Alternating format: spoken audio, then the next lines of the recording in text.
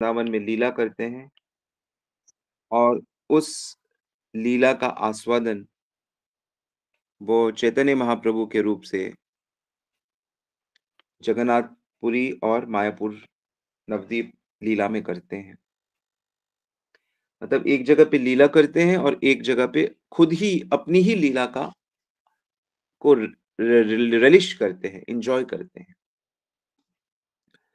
तो भगवान की जो लीलाएँ होती हैं, पास टाइम्स होते हैं, वो भौतिक जगत के पास टाइम जैसे नहीं होते।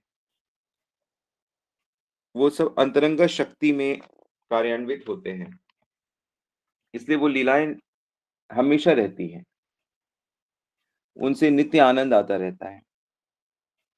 और सांसारिक जो कथाएँ और सांसारिक ड्रामाज़ और फ़िल्म्स और एक्टिविटीज़ होती हैं, वो क्षणिक होती हैं। उसी समय उनसे आनंद आता है, फिर बाद में उससे आनंद उतना नहीं आता।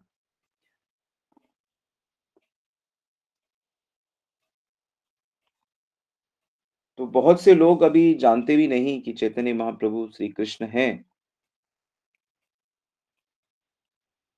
और वो क्यों आए हैं, किस कारण से आए हैं, कैसे कृपा कर रहे हैं, तो इसके बारे में भी लोगों को ज्ञान नहीं है।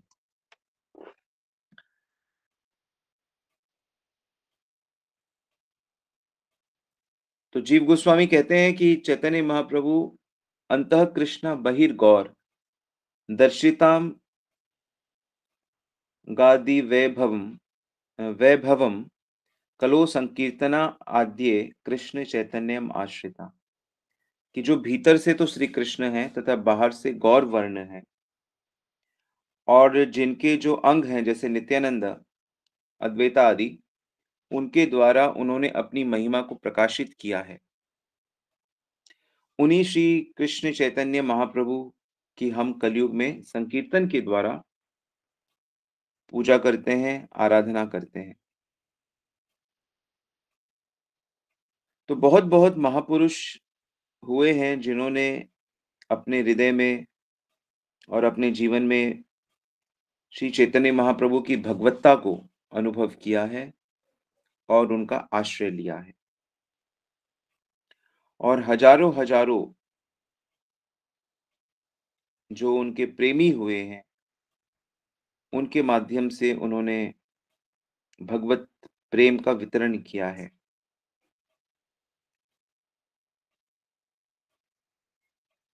तो भागवत में भी कलयुग के उपास्य कौन हैं? श्री चैतन्य महाप्रभु। ये बात प्रमाणित होती है। एक जगह पे कृष्णा ने व्यासदेव से कहा था कि मैं कलयुग में ब्राह्मण के घर में पैदा होऊँगा और संन्यास ग्रहण करूँगा और मैं हरि भक्ति का प्रचार करूँगा। अहम एवा कवचित् ब्राह्मणा संन्यास आश्रिता हरि भक्तिम ग्राह्यम अहमि कलो पाप हंतारन। हे व्यासदेव, मैं किसी कलयुग में संन्यास आश्रम ग्रहण करके पापी मनुष्यों को हरि भक्ति प्रदान करूंगा। तो इससे ये सिद्ध होता है कि शास्त्रों में महाप्रभु के विषय में पहले से ही वर्णन किया जा चुका है। अन्य अवतार शास्त्र द्वारा जाने, कली अवतार तैचे शास्त्र द्वारा माने। जैसे दूसरे दूसरे अवतारों के विषय में हमें स्क्रिप्चर से पता लगता है, ऐसे ही चैतन्य महाप्रभु के विषय में भी हमें शास्त्रों से पता लगता है। क्योंकि जो अवतार होते हैं, वो कभी भी अपने मुख से ये नहीं कहते कि मैं अवतार हूँ। अवतार नाहीं कहे आमी अवतार, मुनि सब जानी करे लक्षण विचार। कोई भगवान के अवतार थोड़ी कहेंगे, राम जी थोड़ी कहेंगे कि मैं विष्णु का अवतार हूँ। इसी तरह के चैतन्य महाप्रभु थोड़ी कहेंगे कि मैं भगवान का अवतार हूँ। लेकिन शास्त्रों से साधुओं ने उससे उनकी पहचान होती है। अनेक-अनेक संकेत होते हैं, अनेक-अनेक लक्षण होते हैं। सार्वभौम भट्टाचार्य, रूप गोस्वामी, सनातन गोस्वामी, बहुत बड़े पंडित, बहुत सक्सेसफुल लोग थे। और चैतन्य महाप्रभु ने भी अपने अंतरंग जो उनके बहुत निकट के भक्त हैं, उनको भी अपने रूप का दर्शन दिया था। उनका जो एक विशिष्ट विशिष्ट रूप था, उसका दर्शन दिया। जैसे अद्वैताचार्य जी को उन्होंने विश्व रूप का दर्शन दिया। श्रीवास पंडित के आंगन में जहाँ पे महाप्रभु रात भर कीर्तन करते थे, वहाँ 21 घंटे तक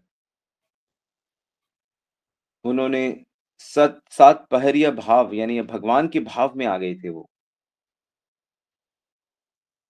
श्रीधर को श्याम रूप में दर्शन दिया, मुरारी गुप्त को रामचंद्र जी के रूप में दर्शन दिया, सार्वभौम भट्टाचार्य को षड्भुज रूप अपने 6 हाथों का दर्शन दिया, 2 हाथ भगवान राम के, 2 कृष्ण के और 2 अपने सन्यास रूप के। उसको षड्भुज मूर्ति कहते हैं।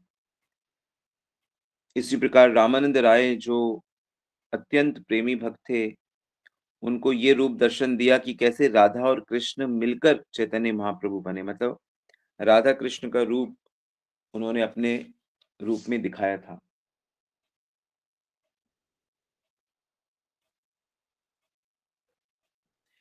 किसी को शंख, चक्र, गदा, पद्म, अष्टभुजादिक दर्शन कराए, किसी को मुरली बजाते हुए कृष्ण रूप से दर्शन कराए, किसी को धनुष और बाण रामचंद्र जी के रूप से दर्शन कराए। एक ब्राह्मण को तो अपने गोपाल रूप का भी दर्शन कराया, जो गोपाल का भक्त था। इस प्रकार लाखों भाग्यवान भक्तों ने उस समय महाप्रभु के दर्शन से उन्हें भगवान रूप से अनुभव किया, स्वीकार किया। भगवान का जो शरीर होता है वो अप्राकृत शरीर होता है। फिर भी वह एक साधारण मनुष्य की तरह हमारे बीच में आके रहते हैं।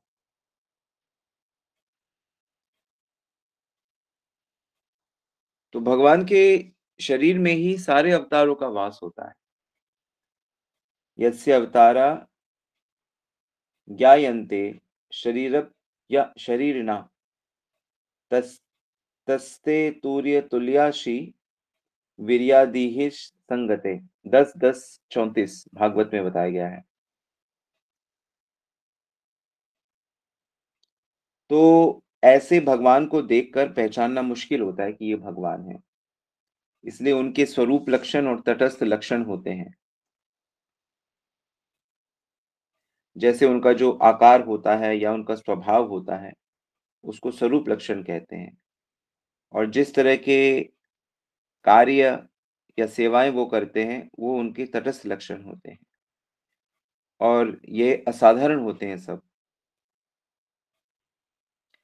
तो चैतन्य महाप्रभु की जो आकृति थी, जो उनके स्वरूप लक्षण थे, वो सुवर्ण वर्ण के थे। बहुत गोरे थे, हिमांग वर्णम जैसे। महाभारत में आता है वर्णन विष्णु सहस्त्रनाम में, सुवर्णवर्णं हिमांगो वरांग सचिंदनांगदी संन्यासकृच्छं शस्त्रो निष्ठा शांति परायणा। ये विष्णु सहस्त्रनाम महाभारत में जो है उसका ये श्लोक है कि उनका नाम सुवर्णमय है, सोने की भांति वो उनका रंग है। हिमांग, हिमांग मतलब सोने का रंग।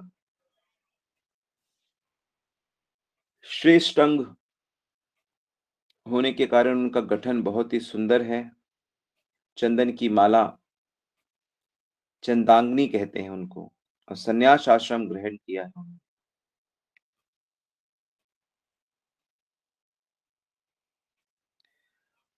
और उनके मुख में सदा कृष्ण का नाम रहता है। हरे कृष्ण कृष्ण कृष्ण हरे हरे, हरे राम राम राम। तो ये जो महामंत्र है, यह महामंत्र सभी मंत्रों का सार है। तो जो भी व्यक्ति ये 16 अक्षरों का जो नाम है, जो भी व्यक्ति ये नाम कीर्तन करेगा, वो सबसे धीर माना गया है और वो माया को पार कर जाएगा।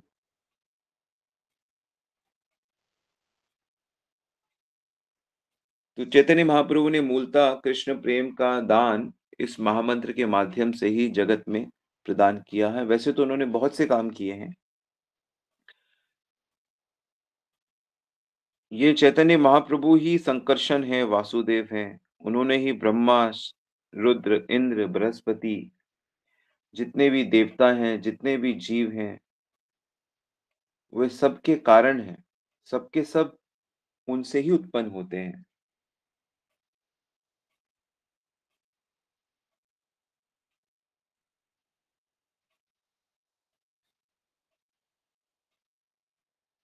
तो जो जीव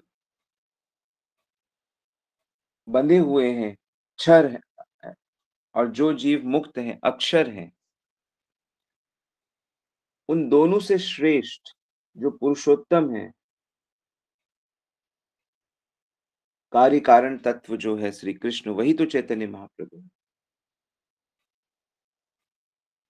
कलयुग में श्री राधा के भाव को ग्रहण करके, राधा जी का कृष्ण के प्रति जो प्रेम है, उस भाव से कृष्ण प्रेम का आस्वादन करने के लिए संकीर्तन के माध्यम से जो लोग उनकी आराधना करते हैं, उन लोगों को बड़ा बुद्धिमान बताया गया है।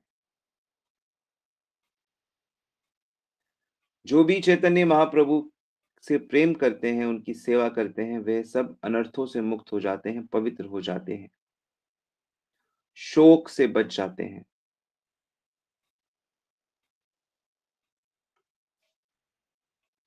तो महाप्रभु के प्रकट होने के 2 प्रकार के कारण बताए जाते हैं। एक कारण बताया जाता है उनके बहिरंग कारण, और एक उनका अपना अंतरंग कारण बताया जाता है। तो बहिरंग कारण क्या है? बहिरंग कारण है कि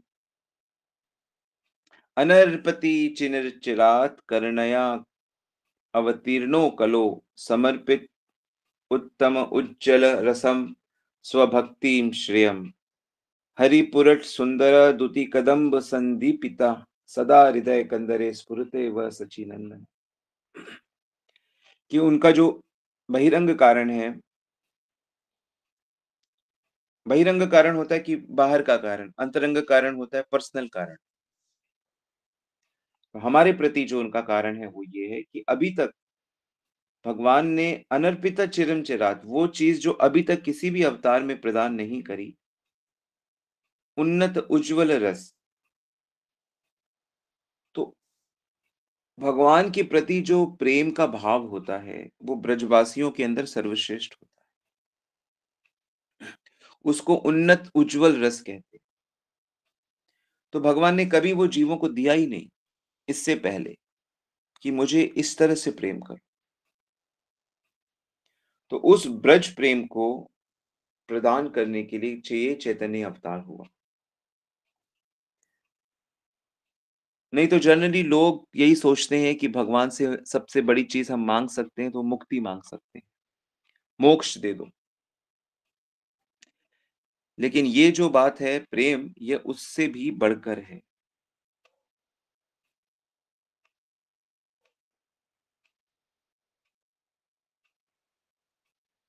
श्री कृष्ण ने मधुर प्रेम भक्ति को प्रकट किया, लेकिन उन्होंने उसे किसी को दिया नहीं। बस देखो, सुनो,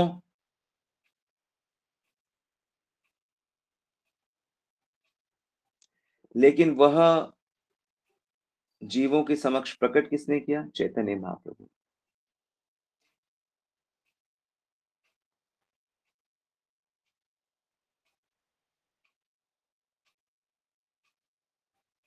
इसीलिए चैतन्य महाप्रभु का जो अवतार है उसको औदरी अवतार कहते हैं। औदार्य मीन्स कृपा। जैसे कृष्ण लीला पुरुषोत्तम कहे जाते हैं, श्री राम मर्यादा पुरुषोत्तम कहे जाते हैं, और चैतन्य महाप्रभु करुणा औदार्य पुरुषोत्तम, प्रेम पुरुषोत्तम कहे जाते हैं। तो कृपा रूप है भगवान की कृपा। कृपा में भगवान बस हमारे लिए कुछ स्पेशल करते हैं। तो अपनी अपनी जो सर्वश्रेष्ठ चीज है, अपना जो सर्वश्रेष्ठ माधुर्य है, भगवत्ता का सार क्या है? माधुर्य है। वो कृपा करके हम जीवों तक भगवान ले आते हैं। समझ में आ रहा है सबको? आई होप समझ में आ रहा है। श्री कृष्ण की जो लीला होती है वृंदावन में, वो हर सर्वसाधारण व्यक्ति उसको देख थोड़ी सकता है। वो तो शास्त्रों में बताया गया है, उसका वर्णन है। लेकिन जो लोग माया में फंसे हुए हैं, जो भौतिक परिवार में और भौतिक भोगों में लगे पड़े हैं, सबके सब, इधर से जाओ कि उधर से जाओ, वो लोग क्या समझेंगे श्री कृष्ण की लीला को? क्योंकि श्री कृष्ण की लीला दिखती तो ऐसे ही एक प्रेमी प्रेमिका की जैसी लीला होती है, दिखने में एक जैसी होती है, लेकिन वो बिल्कुल ही अलग ची वस्तु होती है। जब कामदेव को श्री कृष्ण ने इनवाइट किया कि तुम मेरी शरद पूर्णिमा आके मेरा नृत्य देखो, तो कामदेव भगवान के नृत्य को देख के बेहोश हो गया, क्योंकि उसने देखा कि इतनी सारी देवियां हैं, इतना सुंदर वन है, फूलों से सजा हुआ, सुगंध है, नृत्य है, हर चीज जो कामुकता को बढ़ाती है, वो सारी चीजें वहां पर थी। लेकिन कामदेव ने देखा कि यहाँ तो कुछ भी मेरा सामान नहीं है, ये तो किसी और ही कंपनी का सामान है। तो ये तो कौन सी कंपनी का सामान है? ये तो प्रेम की कंपनी का। तो यहाँ तो मेरा तो कुछ है ही नहीं, दिखता जैसे कि मेरा सामान। तो कामदेव बेहोश होके गिर गया था।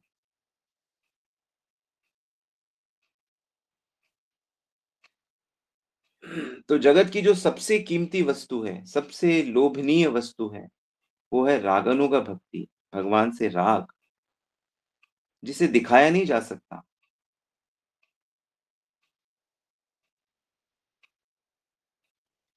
तो भगवान ने वो लीला करी, उसका खुद आस्वादन किया, सुख लिया उस लीला का, लेकिन उन्होंने जीव को दिया नहीं वो। तो श्री कृष्ण की पर्सनालिटी पूर्ण नहीं हुई, क्योंकि वो चीज जब तक वो देंगी नहीं, तब तक पूर्ण कैसे होगी? तो गौरांग महाप्रभु के रूप में जब श्री कृष्ण आते हैं, तो वो ब्रज लीला की जो कमी रह जाती है, उसको वो पूरा कर देते हैं।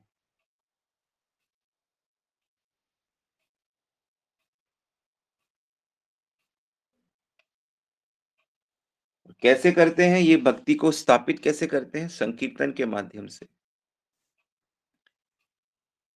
संकीर्तन के माध्यम से। कलयुग में संकीर्तन ही मुख्य है। कृते यद ध्यायतो विष्णु त्रेता यस्ते मखे द्वापरे परिचर्याम कलौ तदहरि कीर्तना। मतलब सतयुग में ध्यान के द्वारा, त्रेता में यज्ञ के द्वारा, द्वापर में अर्चना के द्वारा जो लाभ होता है, कलयुग में हरि कीर्तन द्वारा वह बड़ी आसानी से प्राप्त हो जाता है। और वह वस्तु जो तीनों युगों में अभी तक नहीं दी गई थी, उन्नत उज्जवल रस, वह इस कलयुग में दी गई है।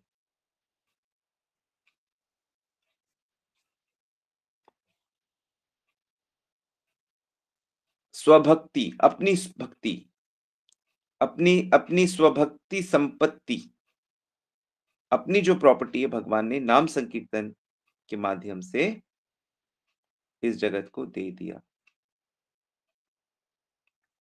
नाम संकीर्तन की स्थापना तो भगवान किसी भी रूप में कर सकते थे, युग अवतार रूप में भी कर सकते थे, लेकिन जो ब्रज का प्रेम है, वह तो स्वयं ही देना पड़ेगा। स्वयं चैतन्य महाप्रभु उस प्रकार का आचरण करते हैं और जगत के जीवों को उसकी इसकी शिक्षा प्रदान करते हैं। क्योंकि जब तक खुद आचरण ना किया जाए, तब तक वो चीज़ सिखाई नहीं जा सकती। इसीलिए चैतन्य महाप्रभु ने खुद, यानी कि कृष्ण ने खुद उस चीज़ का आस्वादन किया, उसको जिया और उसे हम लोगों के लिए बाँट दिया और हम लोगों के लिए रास्ता खोल दिया।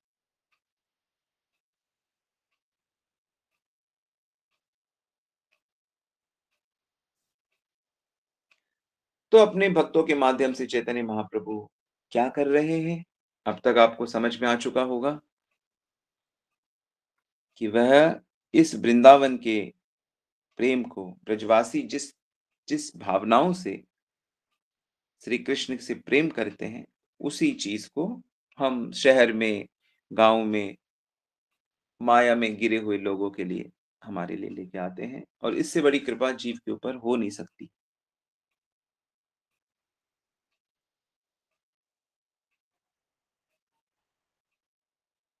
वैराग्य विद्या निज भक्ति योगा शिक्षार्थमेकं पुरुषं पुराण श्री कृष्ण चैतन्य शरीरधारी कृपां बुधिर्तस्य अहं प्रपद्ये। कि जो कृपा के सिंधु हैं, पुराण पुरुष हैं, जो वैराग्य, विद्या और अपनी भक्ति योग से उन्नत उज्जवल रस की शिक्षा दे रहे हैं, वह श्री कृष्ण चैतन्य विग्रह के रूप में अवतीर्ण हैं। मैं उनकी शरण ग्रहण करता हूँ। तो ये श्लोक सार्वभौम भट्टाचार्य जी ने बोला है, जो भगवान को निराकार मानते थे और अनेक-अनेक सन्यासियों को दीक्षा दिए हुए, एक तरह से राजा के पुरोहित थे। महाप्रभु ने एक बड़ी सुंदर लीला करके उनको भगवान का सच्चा भक्त बना दिया।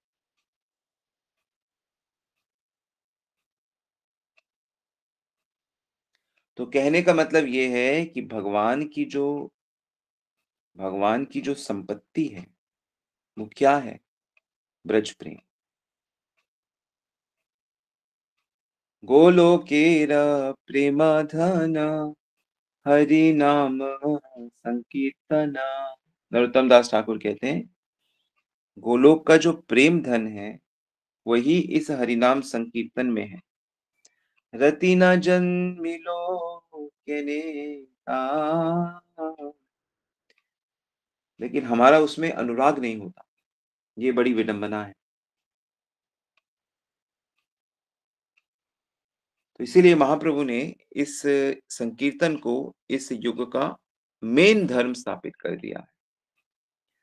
न दान, न व्रत, न तीर्थ, न स्नान, न तपस्या, न स्वाध्याय, कुछ नहीं। धर्म जो मुख्य धर्म है इस कलयुग में, वो केवल प्रभु का नाम लेना है, केवल संकीर्तन करना है। कलिजुगेर युग धर्म नाम संकीर्तन। और चैतन्य महाप्रभु ने खुद, भगवान कृष्ण ने खुद भक्त का वेश धारण करके इस संकीर्तन का आस्वादन किया है और साथ ही साथ जितने भी पापी थे, दीन लोग थे, उन सबको इसका आस्वादन भी कराया।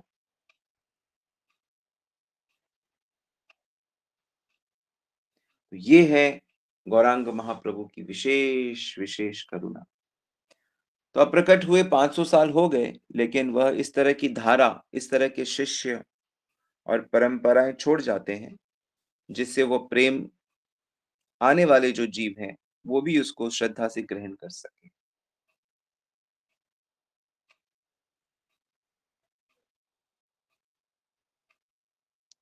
तो इससे अच्छा और क्या हो सकता है? इससे अच्छा कुछ हो ही नहीं सकता है। बस इसको अगर हम समझें, अधिक से अधिक कीर्तन जप करके हम इसको प्राप्त कर लें, तो हमारा जीवन भी सार्थक हो जाएगा। तो ये है इनके आने का बाहरी कारण, कि वो हम लोगों को ये चीज़ देना चाहते हैं।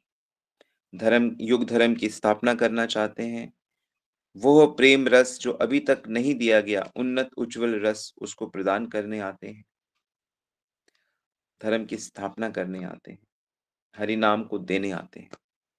ये मुख्य बाहर के कारण है, अंतरंग कारण हम लोग कल डिस्कस करेंगे।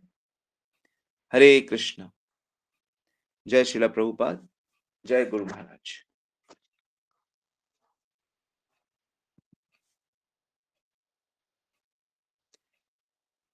ऑलराइट, तो हम लोग यहीं रुकते हैं आज।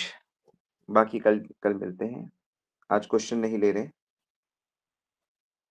वंशा कल्पितरुभ्यश्च कृपा सिन्धुभ्येव च पतितानां पावनेभ्यो वैष्णवेभ्यो। जगत गुरु श्री प्रभुपाद की जय। श्री गुरु महाराज की जय।